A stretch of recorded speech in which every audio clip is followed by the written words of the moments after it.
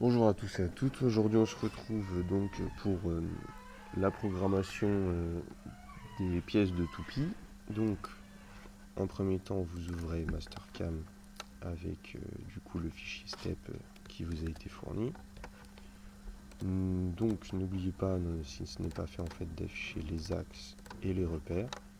Donc, quand vous ouvrez votre fichier step et que vous vous mettez, du coup, on va aller en tournage et on se met dans la vue adaptée, dans le plan adapté. Hop, c'est juste en dessous. Alors, il faut garder le rue là-haut. Voilà, donc là, vous êtes dans le bon plan, D plus Z. Il va falloir réorienter la pièce. Donc pour ça, vous allez dans Transformation, on va faire un dynamique. Vous faites un CTRL A. Vous placez votre origine au bout de la pièce et vous faites la rotation ici de 90 degrés. 90 degrés.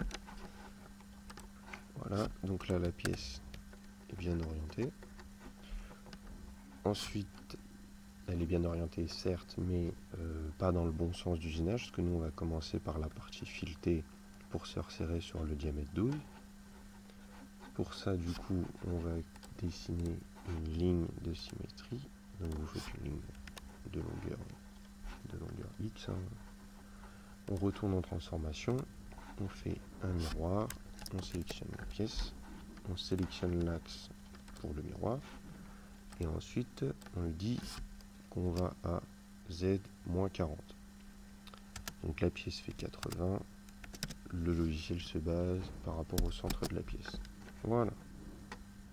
Donc ça, c'est fait. On peut supprimer cette ligne-là. Donc une pièce est bien au centre, enfin est bien orientée à 0. Ensuite, de cette pièce-là, on ne peut pas faire grand-chose. Il va nous falloir des lignes pour faire le chaînage de notre programmation. Donc vous allez dans Profil Tournage. La pièce est déjà sélectionnée. Voilà, et normalement, quand vous supprimez, vous avez votre profil. Donc on va juste apporter une petite modification ici. On va faire une gorge de dégagement parce que cette partie-là est filetée. Donc on va lui mettre un décalage de 0,5. Donc moi, non, je vais en mettre un. Voilà.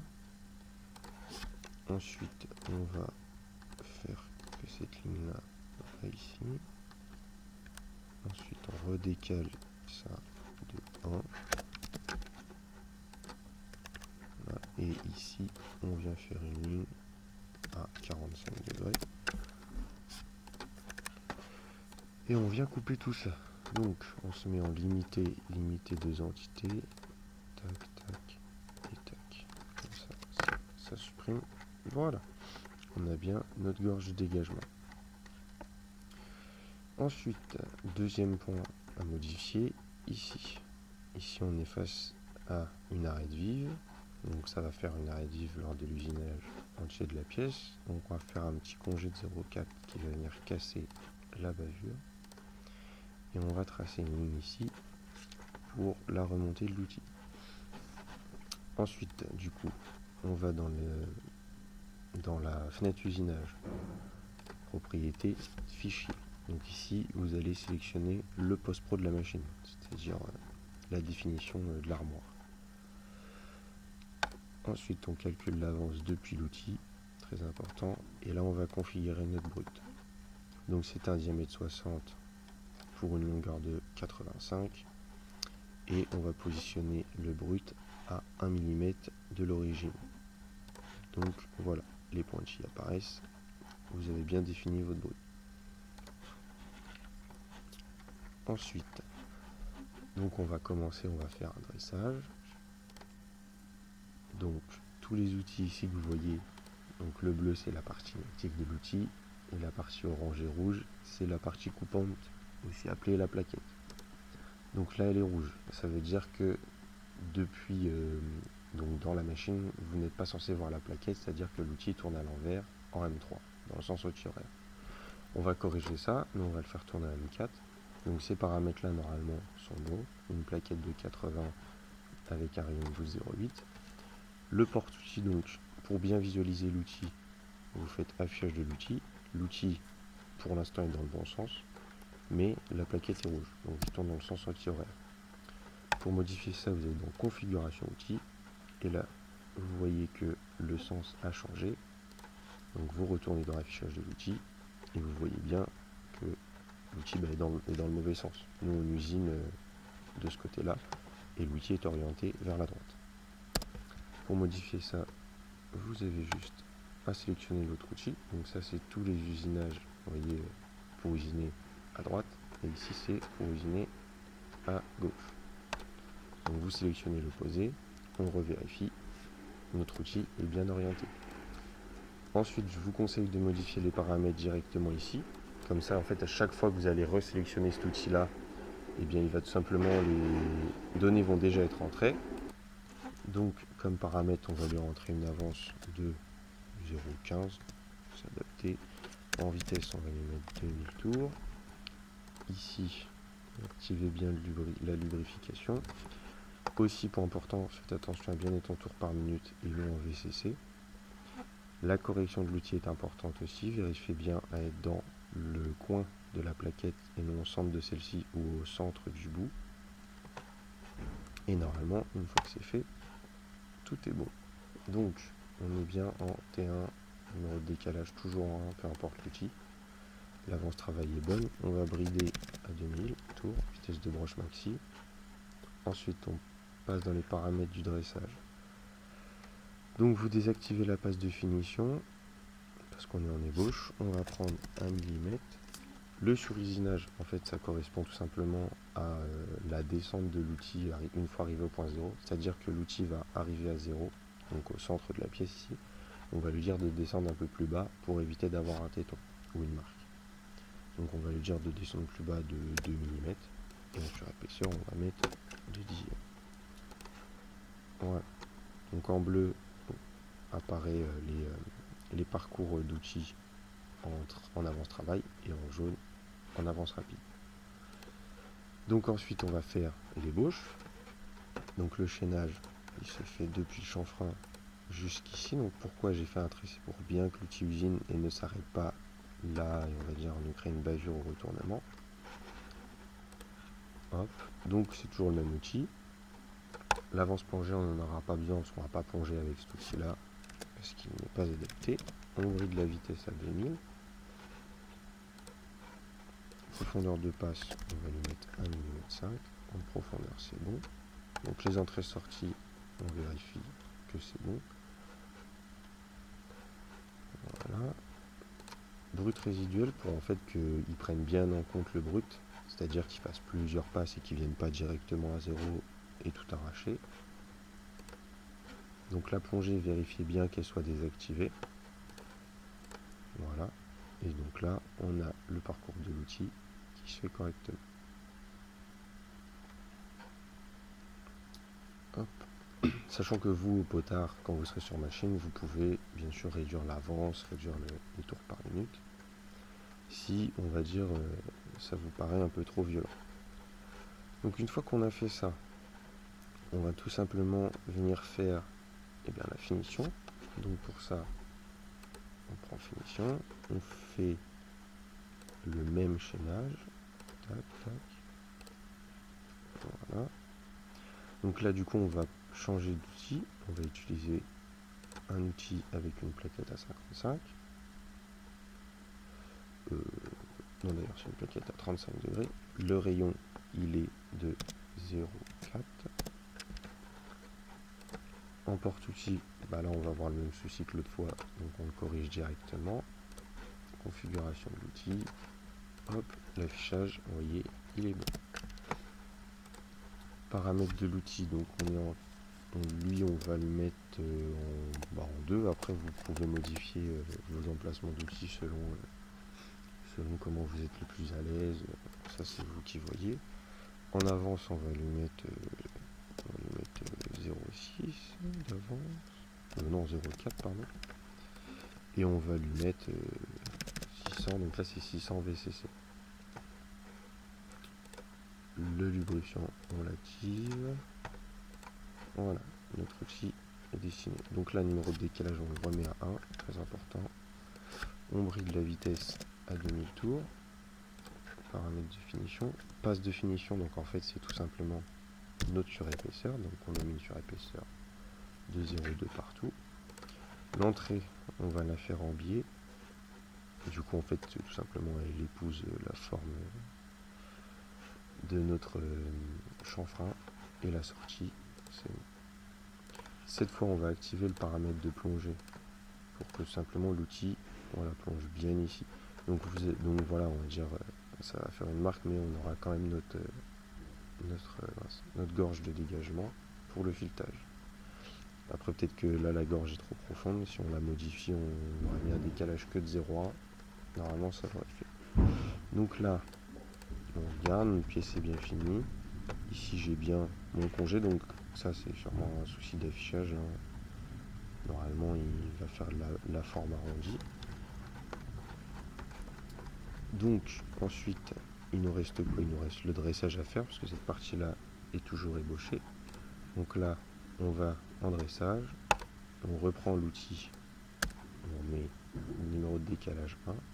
Cette fois on passe en avance de finition et on a juste à reporter les conditions de coupe. Voilà. Tac, passe de finition 0,2 et on enlève la surépaisseur. Ici, bien important, on va forcer le changement d'outil. Pourquoi? Parce que, vous voyez, donc là il revient, il fonctionne. Si on ne laisse pas le jeu, si on ne force pas le changement d'outil, c'est-à-dire que dès que l'outil aura fini sa finition, il va directement venir dresser. Ça peut être problématique si par exemple vous voulez retoucher que le diamètre là et pas la face. C'est-à-dire des fois les machines vont reprendre de la matière ici, vous bouffez la cote de longueur. Vous aurez corrigé votre diamètre, mais vous aurez foiré une cote. Donc c'est problématique, donc on force le changement d'outil. Ensuite, il ne reste plus que le filetage. Donc le filetage, vous allez dans filetage, rapidement. Vous choisissez un outil.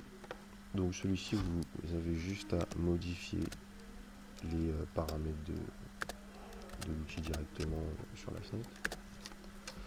En avance travail, on se met en mode par tour. Donc l'avance, en fait, ça sera le pas du filetage. On va mettre 1500 tours, on va brider à 2005. Donc ici, on est sur un pas de 1,5. Le diamètre nominal, c'est 10, ce 5, 10. Et la profondeur de filet, 0,92. Voilà. Position de départ, on est bien à 0. Position finale, on va lui dire au pif à peu près pareil. Ensuite, paramètre de filetage, on va lui dire de faire 8 passes, donc une à vide on va dire. Et là, voilà, il nous fait bien notre passe. Alors, et ça c'est chiant, mais bon, c'est pas problématique. Alors, pourquoi il commence aussi loin? Il commence sûrement aussi loin parce qu'il y a la passe d'accélération, voilà, garde d'accélération 10 mm, c'est bon. Donc, pas d'inquiétude. Donc voilà, là c'est notre filetage. Alors, vous ne fiez pas à ces formes-là, c'est des soucis d'affichage que vous aurez souvent. Donc, on va dire la première opération est terminée. On peut la vérifier en faisant une simulation, donc en sélectionnant toutes les opérations, vérification des opérations. Hop. Donc là on a bien notre brut, notre plaquette est dans le bon sens, elle est face à nous. On peut lancer, on réduit la vitesse. Voilà. Et là, on a bel et bien notre filetage. Donc on aura un petit filet à la fin. Soyez bien vigilants à ce que la plaquette soit derrière lors du montage du filetage, sinon ça va tout arracher. Ensuite, donc ça c'est pour la première opération. C'est fini, donc il nous reste toute cette partie-là à faire. Donc nous on va venir se resserrer ici. Donc on va dans groupe, on fait nouveau groupe d'usinage. Donc on met bien notre flèche rouge dans le groupe d'usinage, on va venir faire une permutation du brut. Donc la position d'origine c'est 0 et la position transférée c'est moins 80. Donc là, qu'est-ce qu'il a? Ah oui. Moins 80. Ok, sélectionner géométrie. Donc on sélectionne toute la géométrie qu'on veut. Voilà. Ok, donc là, on a bien notre géométrie de permuté, on va dire, notre pièce de permuté. Ensuite, du coup, là, on n'a pas grand manipulation à faire. On va juste faire un CTRL-C et CTRL-V de l'ébauche et de la finition, parce que c'est les seules opérations qu'on a à faire. On va sélectionner la chaîne, donc voilà, on va lui dire de faire ça. Hop, tout simplement. Donc là, vous allez voir, ce problème-là, on va le corriger ensemble. Donc, vous voyez, il vient à 0. Le risque ici, c'est que si l'outil est mal calé, mal monté, on va dire, il peut laisser un téton. Pour éviter ça, on va venir simplement faire une ligne qui va descendre de 0,5. Hein. Vous pouvez gérer la longueur sur la gauche. Hop, on va refaire une multiligne. Voilà. Donc, tac, donc ça c'est vraiment juste pour, on va dire, pour être pointilleux.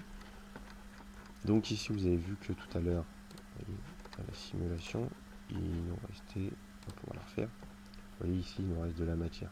Donc ça, on ne veut pas justement, donc on va corriger le tir. Allez, hop. Donc du coup dans paramètres, cette fois c'est dans les entrées et les sorties, vous allez allonger la sortie, on va dire de 2000. Voilà. En même temps, on va corriger la chaîne. Donc on descend un peu plus bas pour qu'il n'y ait pas de téton ou de marque. Voilà. Ah, il n'a pas l'air de vouloir la prendre en compte. Donc quand c'est comme ça, on va tout simplement, on va dire forcer le destin. On va lui dire, on va faire aller plus loin. Donc soyez bien vigilants, c'est à faire un trait pas trop long, parce que n'oubliez pas que vous vous resserrez ici. Donc là, il y aura vos morlures, tout simplement. Donc si on veut éviter de taper dedans. Tac. Tac. Voilà, le contour extérieur. Là, normalement, il n'y a plus de souci. Ah, pas de matière trop. Qu'est-ce qui se passe? Donc on fait comme ça, on supprime le cycle. Hop, on remonte, on va ici, CTRL-C, CTRL-V. Une géométrie, tout rechaîner.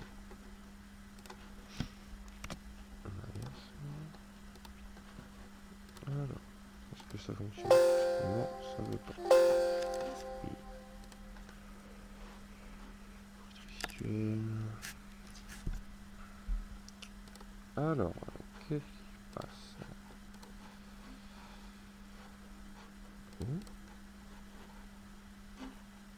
C'est l'ajout de ce trait là qui me perturbe. Si j'essaye de recréer un cycle, tout bonnement, je dis ça.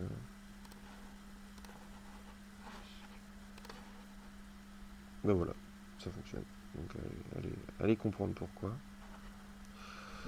Donc là du coup, il est un peu pour nous, calme. Donc ça supprime. Voilà, là il le fait bien. Oula, je trouve qu'il me prend une grosse passe à l'entrée d'usinage. Il me prend une très grosse passe. C'est parce que le brut résiduel n'est pas mis. Voilà. Donc là on va baisser un peu, donc on va lui mettre 1500 tours. Hein. Ici, 0,15, ouais, c'est pas mal. Mais il veut pas. C'est dès qu'il y a la matière résiduelle, il refuse en fait, j'ai l'impression. On va essayer si je fais une ligne comme ça. Et je lui dis de la prendre, est-ce qu'il va vouloir?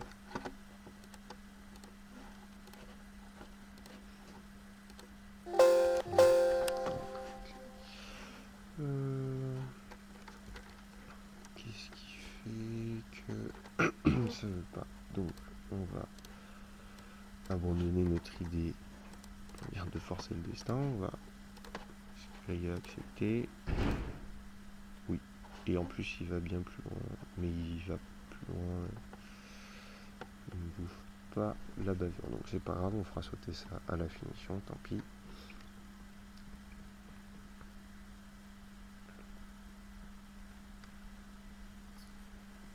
Donc voilà, on a fait bien toutes mes passes.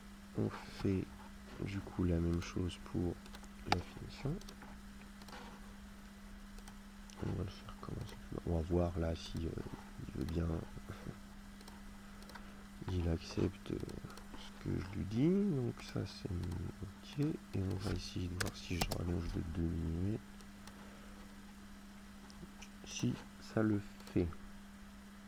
Bah voilà, nickel, impeccable. Et donc là, vous avez fini la programmation. Donc si on regarde hop, la simulation, donc ça c'est OP1, voilà la gorge, le filetage, l'OP2, donc la collerette de l'ébauche qui disparaît à la finition. Donc voilà, vous avez plus qu'à régler votre machine et à lancer l'usinage.